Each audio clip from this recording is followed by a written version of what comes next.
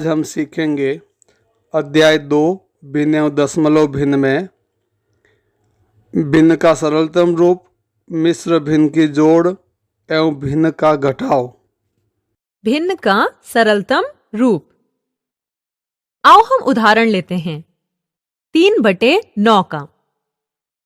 यदि हम इसके अंश और हर को 3 से भाग दें तो हमें 1/3 मिलेगा, जो कि 3/9 का समतुल्य भिन्न है, परंतु यह उसका सरलतम रूप भी है। यहां हमने 3 से ही भाग किया है, 2 या 4 से क्यों नहीं?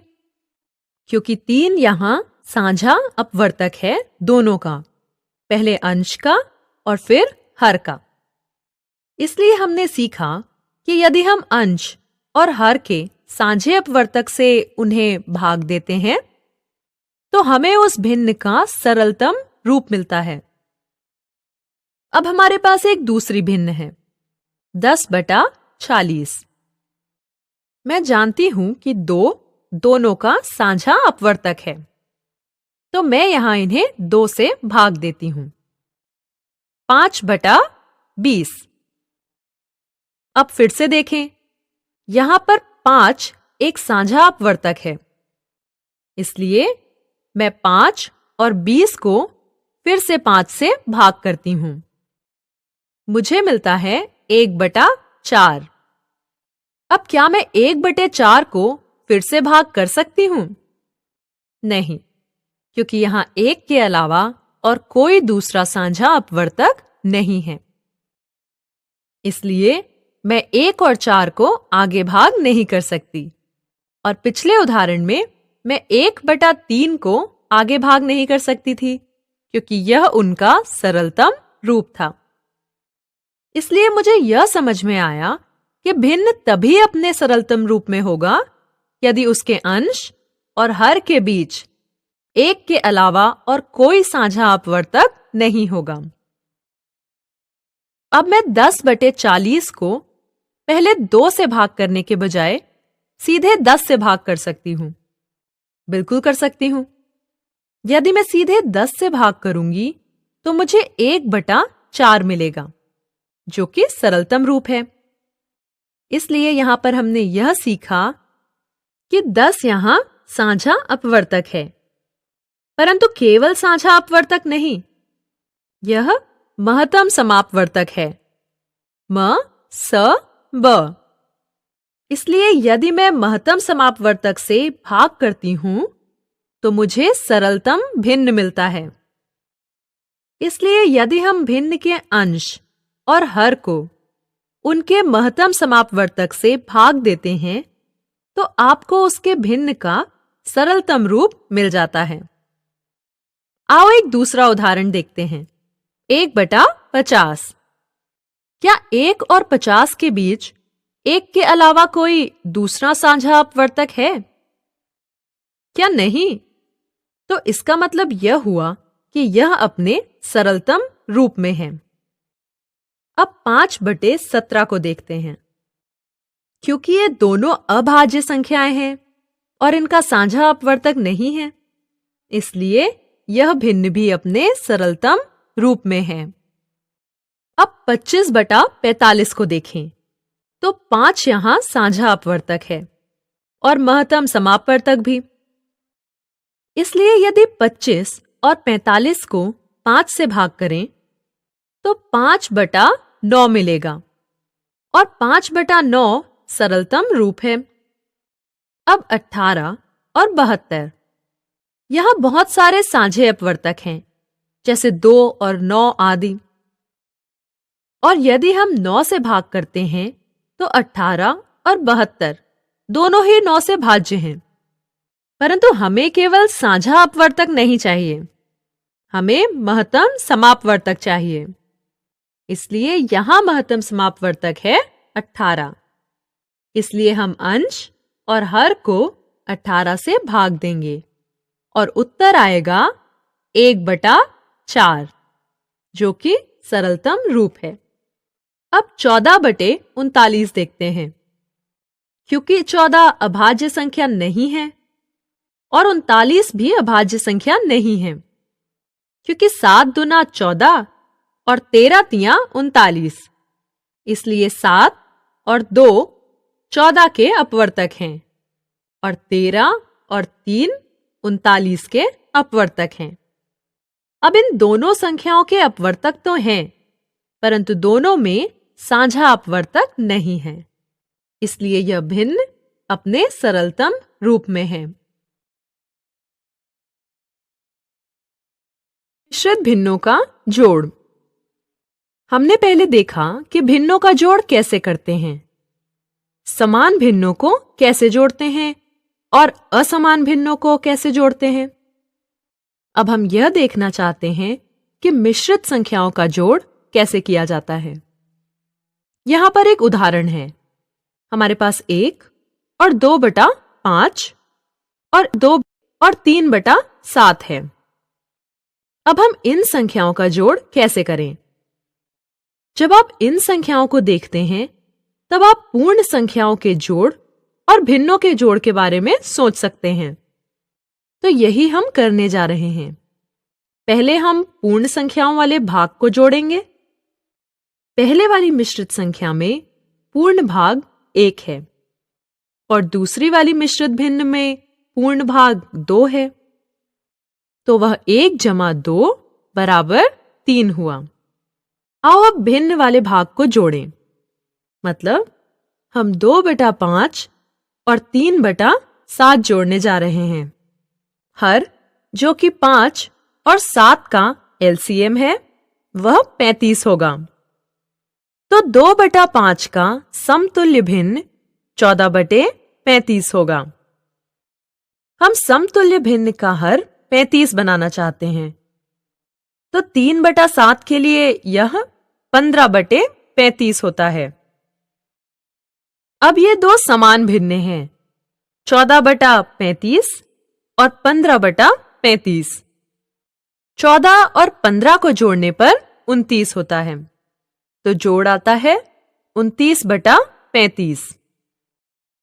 अब हम पूर्ण संख्या वाले भाग को देखते हैं, जो कि 3 है, जिसका भिन्न वाला भाग 29/35 है। तो हमारा उत्तर हुआ 3 और 29/35। अब यहां पर मिश्रित संख्याओं को जोड़ने का एक और तरीका है। अभी हमने पूर्ण संख्या वाला भाग और भिन्न वाले भाग को जोड़कर देखा। आओ यही उदाहरण लेकर देखें कि दूसरा तरीका क्या हो सकता है। हम जानते हैं कि मिश्रित संख्या को अनुचित भिन्न में बदला जा सकता है। तो हम क्या कर सकते हैं कि हम इस मिश्रित संख्या को लेकर अनुचित भिन्न में बदल सकते हैं। और हम जानते हैं कि भिन्नों का जोड़ कैसे होता है। हम अनुचित भिन्नों को जोड़ सकते हैं और जोड़ के बाद जो भी परिणाम होगा, हम उस परिणाम को वापस मिश्रित संख्या में बदल देंगे। आप इसे देखें, यहां पर एक अनुचित भिन्न है। हम क्या करते हैं कि हम पूर्ण संख्या और हर को गुणा करते हैं। तो 5 एक बार 5 और अंश को जोड़ देते हैं। तो 5 + 2 = 7। तो पहला भिन्न 7/5 है। इसका मतलब है कि हर वैसे ही रहता है। दूसरा भिन्न होगा 7 2 बार 14, 14 + 3 = 17। तो दूसरा भिन्न 17/7 हो जाता है। अब हमें 5 और 7 के एलसीएम की जरूरत है, जो कि 35 है। तो 7/5 और 17/7 की समतुल्य भिन्न ज्ञात करें। 7/5 के लिए आप इसके अंश और हर को 7 से गुणा करें और समतुल्य भिन्न 49/35 होगा। 17/7 के लिए आप अंश और हर को 5 से गुणा करें ताकि हर 35 हो जाए। तब समतुल्य भिन्न 85/35 होगा। तो अब आप इन समान भिन्नों को जोड़ दें। हमें 49 और 85 को जोड़ना है। इनका जोड़ 134 है और हर 35 ही रहता है। अब इसे मिश्रित संख्या में बदलने के लिए 134 को 35 से भाग करने की जरूरत है। पर हम 35 का पहाड़ा नहीं जानते, लेकिन हम 30 और 5 का पहाड़ा जानते हैं। 30 का पहाड़ा आसान है, 30, 60, 90 इत्यादि। 5 का पहाड़ा भी आसान है, 5, 10, 15, 20 आदि। तो इन सभी के आधार पर हम यह जानते हैं कि 35 का पहाड़ा होगा 35, 70, 105 और 140। तो 35 3 बार 105 है। 105 को 134 में से घटाने पर शेष 29 होता है। तो मिश्रित संख्या क्या होगी? यह 3 और 29/35 होगी, क्योंकि 3 जो कि भागफल है वह एक पूर्ण संख्या है। शेष 29 है जो कि अंश है और हर समान रहता है। तो आओ एक उदाहरण लेते हैं जहां पर हमारे पास एक शाब्दिक सवाल है और हम इसे मिश्रित संख्याओं का जोड़ करके हल करेंगे। तो प्रश्न यह कहता है, मीना ने 2 किलो सेब खरीदे, 1 और आधा किलो अंगूर और 3/4 किलो संतरे खरीदे। तो उसके द्वारा खरीदे गए फलों का कुल भार क्या है?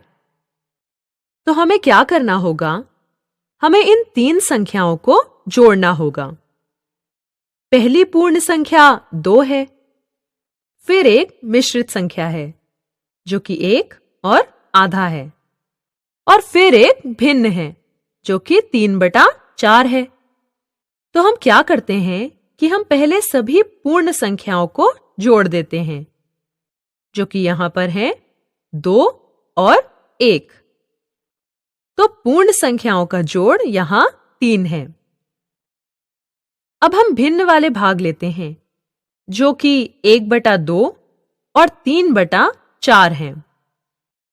तो हरों का एलसीएम या लघुत्तम समापवर्त्य 4 है और समतुल्य भिन्ने 2/4 और 3/4 हैं। तो हम इन्हें जोड़ देते हैं और यह 5/4 हो जाती हैं। अब 5/4 एक अनुचित भिन्न है, तो आओ इसे वापस से मिश्रित संख्या में बदल दें, जो कि 1 और 1/4 आती है। 1 क्यों? क्योंकि यदि आप 5 को 4 से भाग करें तो आप देखेंगे कि भागफल 1 होगा और शेष भी 1 होगा, इसलिए यह 1 और 1/4 होगा। तो आपके पास पहले से ही एक पूर्ण संख्या 3 है। आप पिछले जोड़ से जानते हैं कि हमें इस पूर्ण संख्या को 3 के साथ जोड़ने की जरूरत है।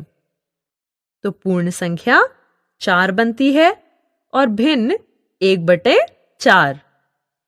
अतः कुल भार जो उसके पास है वह 4 और 1/4 है। तो इसी प्रकार किसी भी भिन्न और मिश्रित संख्या के जोड़ के सवाल इस विधि द्वारा किए जा सकते हैं।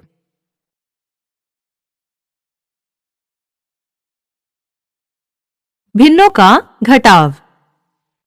भिन्नों का घटाव भिन्नों के जोड़ की तरह ही है और मैं आपको सलाह दूंगी कि पहले भिन्नों के जोड़ पर जाएं और फिर आप भिन्नों का घटाव सीख सकते हैं। हमारे पास यहां पर एक आयताकार पट्टी है। अब इसका जो भाग रंगीन है उसे हम 3/5 भिन्न के रूप में दर्शा सकते हैं और जो भाग बैंगनी है उसे 2/5 लिख सकते हैं। इसका मतलब मैं कह सकती हूं कि यदि मैं रंगीन भाग से बैंगनी भाग को घटा दूं तो मैं केवल हरा भाग देख सकती हूं। ठीक है? तो इसका मतलब है कि मैं कह सकती हूं कि यदि मैं 3/5 में से 2/5 घटाती हूं तो मुझे 1/5 मिलेगा, जो कि हरा भाग है। अब आओ एक और उदाहरण देखें। अब इस उदाहरण में पूरी पट्टी रंगीन है। मैं इसे कैसे लिख सकती हूं?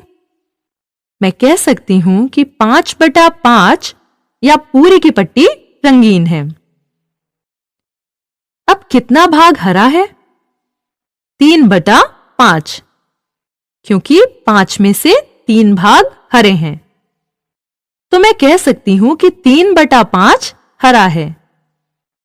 तो यदि मैं 5/5 में से 3/5 घटाती हूं तो मुझे बैंगनी वाला भाग मिल जाता है, जो कि 2/5 है। अर्थात 5/5 घटाव 3/5 बराबर है 2/5 के। क्या मैं 5/5 को 1 कह सकती हूं? हां, क्योंकि 5/5 का मतलब होता है पूर्ण। पूर्ण का मतलब 1 है। अर्थात मैं कह सकती हूं कि 1 घटाव 3/5 बराबर है 2/5 के।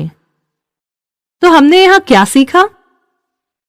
हमने सीखा कि जब हर समान हो तो भिन्नों का घटाव करना आसान है। हम घटाव कैसे करते हैं? हम अंशों को घटा देते हैं और हर को वैसे ही रहने देते हैं। यदि आप पहले वाले उदाहरण को देखें तो हमने 3 में से 2 को घटाया। 3 घटाव 2 बराबर 1 और हर 5 है। दूसरे वाले उदाहरण में 5 घटाव 3 बराबर 2, यह नया अंश है और हर 5 ही रहता है। अब यह बहुत आसान है। आप जानते हैं कि हम आरेख को देख सकते हैं और आसानी से जांच सकते हैं। परंतु असमान भिन्नों के बारे में क्या, जब हर समान ना हो? अब उस स्थिति में हम क्या करेंगे? आओ इस उदाहरण को देखें। 2/7 घटाव 1/6। अब यहां पर यह असमान भिन्नें हैं। हम जानते हैं कि समान भिन्नों का घटाव कैसे करते हैं। तो हम क्या कर सकते हैं कि हम इन भिन्नों को समान भिन्नों में बदल सकते हैं। हम कैसे बदलेंगे?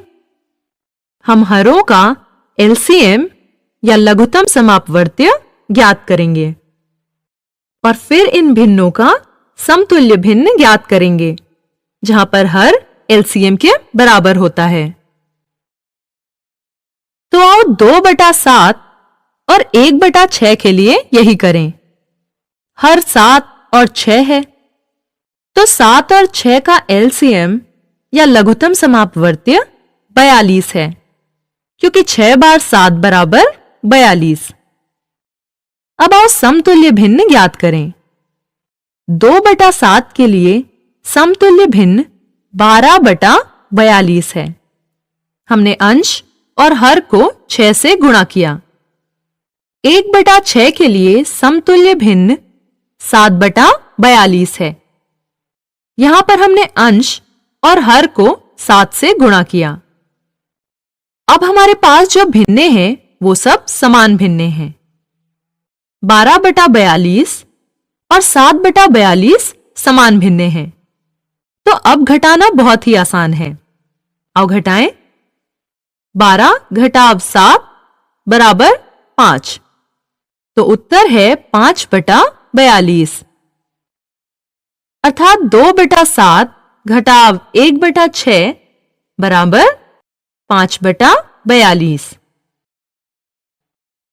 अब मिश्रित संख्याओं के बारे में क्या? यदि मुझे कुछ मिश्रित संख्याएं घटानी हैं, तो हम क्या कर सकते हैं? हम पहले ही जानते हैं कि भिन्नों को कैसे घटाना है। तो हम मिश्रित संख्याओं को अनुचित भिन्नों में बदल सकते हैं और फिर अनुचित भिन्न को घटा सकते हैं और फिर उत्तर को वापस मिश्रित भिन्न में बदल सकते हैं। आओ इसे करके देखें। तो 5 और 1/3, अगर हमें इसे अनुचित भिन्न में बदलना है तो हम पूर्ण संख्या और हर को गुणा करते हैं तो 5 3 बार 15 होते हैं और अंश को जोड़ें तो 15 जमा 1 16। तो अनुचित भिन्न 16/3 हो जाएगा। दूसरी मिश्रित संख्या के लिए हम 3 और 4 को गुणा करते हैं। 3 4 बार 12 होते हैं। इसमें अंश को जोड़ दें जो कि 1 है। 12 जमा 1 बराबर 13। तो 13/4 एक अनुचित भिन्न है। अब 16/3 और 13/4 जब हम इन भिन्नों को देखते हैं तो हमें पता है कि ये असमान भिन्न हैं। तो हम इनके हर जो कि 3 और 4 हैं, इनका एलसीएम ज्ञात करते हैं और एलसीएम 12 है क्योंकि 3 4 बार बराबर 12। अब आओ इन भिन्नों के लिए समतुल्य भिन्ने ज्ञात करें। तो 16/3 में हम अंश व हर को 4 से गुणा करते हैं तो समतुल्य भिन्न 64/12 मिलती है।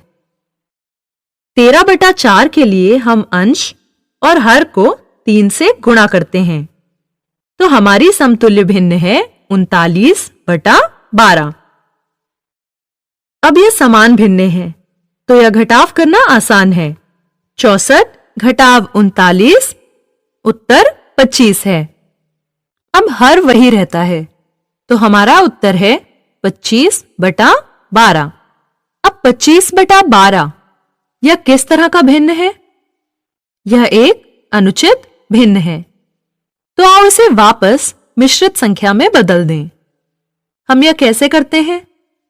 हम 25 को 12 से भाग करते हैं तो 12 2 बार 24।